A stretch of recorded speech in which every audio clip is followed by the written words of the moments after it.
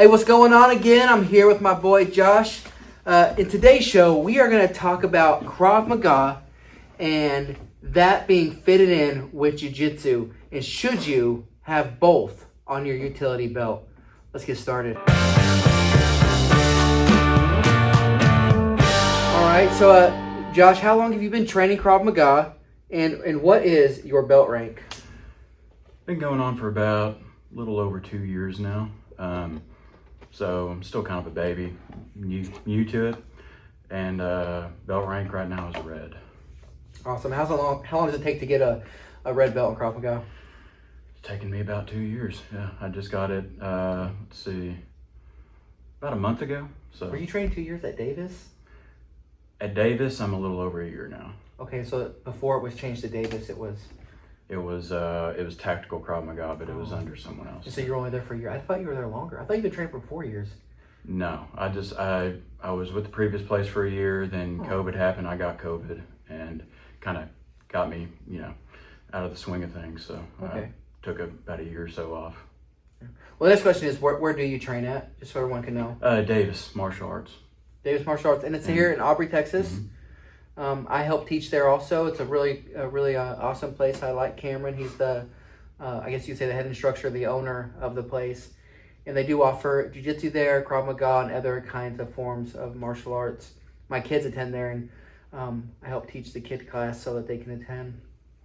All right, so Josh, how did you get started in training martial art? What was the thing that made you go, I want to start training there, and I want to start training Krav Maga? Do you remember how that came about? Well, I've always been more interested in the practicality of martial arts rather than the sport. So, self-defense, Krav Maga is actually, it was created as a Israeli Defense Forces self-defense.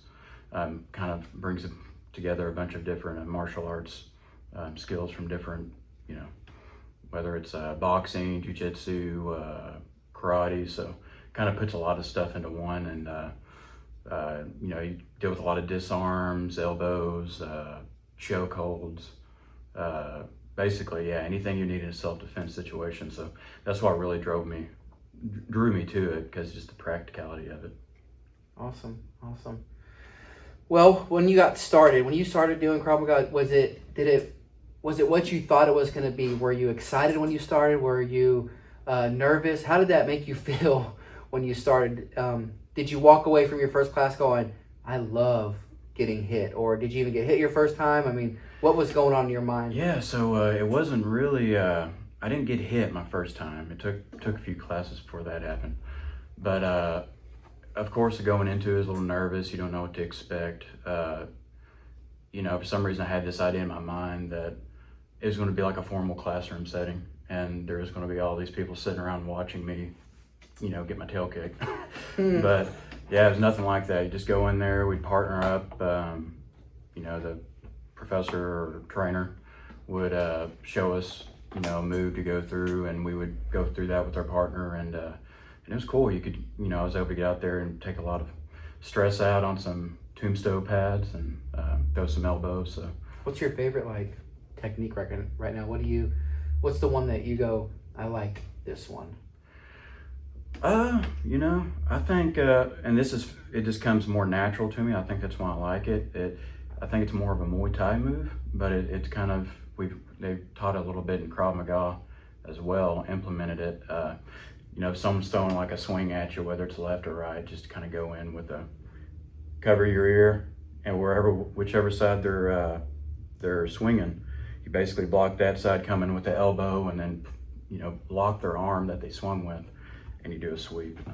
So is the goal? It seems to come pretty naturally. So the goal is to break the distance. Krav Maga does more breaking the distance, getting close, or is it keep your distance? A little both. Okay. A little bit of both, depends on the situation. Of course, if someone's armed, more distance is better. Like with a knife, I don't really want to mess with that. But sometimes the other person just closes the distance so fast you can't. You gotta react. So going in close is the better deal. But Krav Maga really teaches to not be the aggressor and be conscious of what's going on around you, because in the digital age, you got people filming and everything, so you don't want to, someone come at you with a bat, for example, and then you disarm them, and then come back after them with a bat, because at that point, likely you've got like 5 or 6 people Yeah, filming, like and then you're the bad guy. Yeah. You know, so it's more about de-escalation if you can do that. Not always possible, but yeah. So I kind of jumped ahead a little bit, and did you have any personal struggles, anything that hindered you before you started Krav Maga? Because I know there's people out there right now that may watch this and go, dude, I really want to go to this class. I really want to do a free class of just any kind of martial art, but I'm nervous, I'm anxious. Did anything hinder you at first, or is there anything that you had to overcome before you started? Yeah, I mean, of course, there's that kind of what we touched on briefly already, is that there's that little hesitation, like not knowing what to expect. But once you get in there, it's yeah, I mean, once I got in there, I really enjoyed it. I mean, it's just, you get in there, it's almost like a workout. Yeah. You're not, there's not a lot of pressure. Did you fall in love with it right away? Were you like, I love this? Yeah. I mean, love's a strong word, so I always reserve that one. Did you really like it a lot? I liked it. Okay. I liked it quite a bit. That's how I felt about jiu-jitsu, man. The first time I got on the mat, I don't even know what it was. It's like I caught the bug. And before I knew it, I wanted to choke people out. I wanted to control people. And I just was wondering if you had that same kind of like, whoa. It's almost kind of magical in that moment, because you go, oh, this really works to defend myself. Yeah. If I do this or if I do that. And so, yeah, I've had that same moment. I just want to know if you had like that Cupid hit you in that moment. You were like, yeah, this is it. Early on, I really did. Now it's more of a, I really enjoy it, but it's that initial like love bug thing's kind of falling off, and now I just like it. I just really like it. But I do enjoy, going, and I like to, it supplements my workouts, good cardio. So yeah, I definitely need to. On that note, I need to do more cardio, and I do like the fact that it does cardio for me too on the mat doing jiu-jitsu. I don't do any stand-up game. I do have a heavy bag at my house that I hit, and I know that I'm lacking, and that's one of the things that even bringing Josh up here was what I wanted to talk about, was the lack of a standing game or a ground game, and why it's so important to, at least I think, to have both. Now, for me, I'm 40, 5 kids, and full-time job. It's hard for me to pull away and do 2 different martial arts and to accomplish that. But for some of you that maybe have a little bit more free time, I think that would be something that you should invest in, thinking about getting better on both sides, especially even in regards to self-defense. Because I can tell you, me hitting my bag at my house every day, if I ever had to defend myself, that person's probably not going to stand still. We all know that they're not going to stand still. And they're not going to be like a punching bag and say, go ahead and just hit me. I'm going to have to learn to operate within their motion towards me and me engaging them. So I do know there's gaps in my game. So again, I would encourage you to do, if you could do a top and ground game, I would definitely recommend that. So if somebody was going to a free class, they were like, hey, I signed up for this class, I'm going to class, what would you tell that person to do before they showed up? I mean, there's things that you've learned that you'd be like, oh, you should have, for your first class, you should have ... Yeah, I mean, really just go into it to have a good time. Don't feel like you got to prove yourself to anyone there. That's good. That's a good one. Yeah, I mean, you don't want to be the guy, and I've been with a few people like that. Haven't in a while, but early on, I mean, you partner up with someone who's just trying to manhandle everyone they can, like they got something to prove, and that's definitely not, fun to work with. So just go in there and have a good attitude, be open to learning, and most everyone, you'll run across some bad apples from time to time, but most everyone's cool and they want to help you out. I even have higher belts that are always trying to teach me and train me as we're going through things. So usually everyone's pretty helpful. But yeah, you just got to take the jump. I mean, if you're hesitant, I was hesitant, and if I can do it, certainly anyone else can too. You just got to take the leap out of the plane, so to speak. That's good. And then I had another kind of a podcast show that I did with some guys from my jiu-jitsu school that I train with, and we talked about when you're the new guy, ways to dress, what you should wear, what you should wear, I would bring a mouth guard, being clean.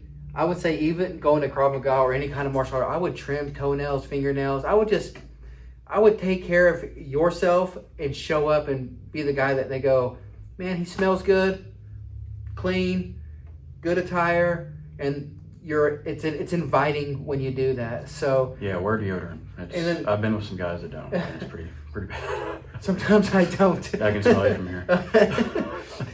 And he brought up a good point. Like, you don't have to prove yourself when you go to those. And I was even telling Cameron, the owner of Davis, today, we were talking about just how dangerous it is to.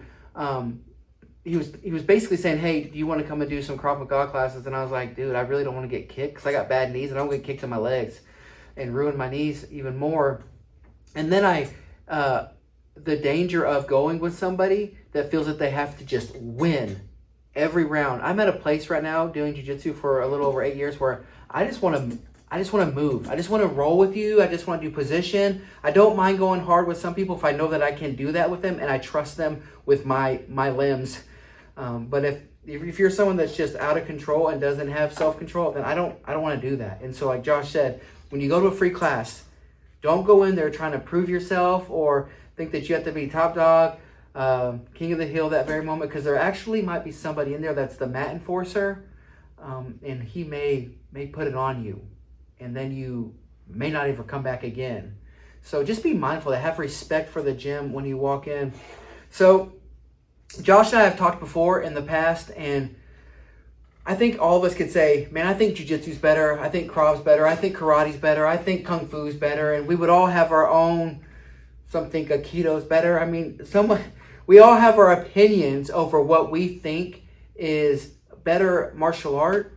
And I know Josh has experienced a moment where he was sparring with somebody, and that gentleman, well, I'm going to let you, do you want to tell the story of what happened? Yeah, so we've gotten to where on Thursday nights we do a little bit of sparring, and how Krav Maga is, it's self-defense centered, so it's kind of hard to spar Krav Maga. I mean, you can't really elbow people in the face or gouge their eyes out or anything, so it kind of turns into a boxing / Muay Thai. We throw a lot of punches and kicks, and so that's basically what we started doing probably around, I don't know, like June of last year, July of last year. Nice. And on Thursday nights, and it was just the Krav class, so I mean, we kind of knew what to expect. I mean, defend against kicks, defend against punches. But one night in October, for whatever reason, the J guys decided to stay behind and spar with us. And one night, and I went up against this one dude. We were doing the typical thing, we're throwing punches, doing kicks for about 2 minutes, and everything was going good. And suddenly he just, out of nowhere, just came at me and started, going for my legs. Took you down, huh? And it just shocked me. I was like, dude, what are you doing? And we don't do that here. And it's against the rules. And looking back, I was like, I should have just put him in a guillotine chokehold. I had him set up perfect. But nice. Of course, in the moment, I was just panicking and freaking out. And yeah, he took me down and manhandled me. Proceeded to just embarrass me on the ground, man. It was pretty bad. So that kind of woke me up to the idea of, it's good to have some grappling. It's good to have some ground game. I mean, I never look down at all on jiu-jitsu. Respect all you guys that can do all that. But since the practicality of it, I've always been more drawn to that. Jiu-jitsu seemed more sporty, Yeah, definitely. So that's why I always shied away from it. You've been trying to get me to do it for a long time, but after that moment, I've been more seriously considering awesome. Taking some J classes because, now I know a little more of what I could have done when he got me to the ground, but in the moment, I was just like, I don't know. I felt like I got pulled under by a shark. It's pretty bad. Yeah, I definitely know how that feels. I mean, when I started jiu-jitsu, there was moments where I didn't even, it made no sense, but I was being smothered and I was just being destroyed and I had no escape, And so even right now, if I was to put gloves on right now with Josh and do stand-up, obviously my strong point would be, I've just got to do some kind of throw or takedown. And Josh would be like, no, we're going to stand up the whole time. And so if it was just stand-up, I would just get wrecked. my face would be destroyed. I doubt it. Oh man, I'd be better. You do better than what you think. Anyway, it would be terrible.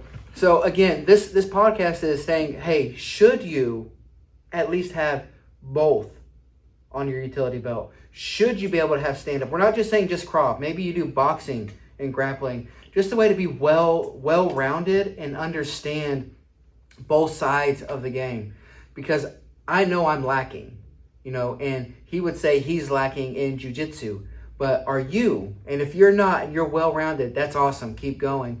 There's MMA schools and, there's Krav Maga schools. If you live here in Aubrey or around this place, you can go to Davis Martial Arts. If you live in Denton, I train at a place called Reading Martial Arts. So there's multiple places where you can train and get Krav Maga, Muay Thai. There's some other places that teach Jeet Kune Do around here. So I would encourage you to learn both, to at least have both in your arsenal so you're not just caught off guard. All right, so with that being said, hey, I appreciate you joining us tonight. You'll have a good one. Until next time.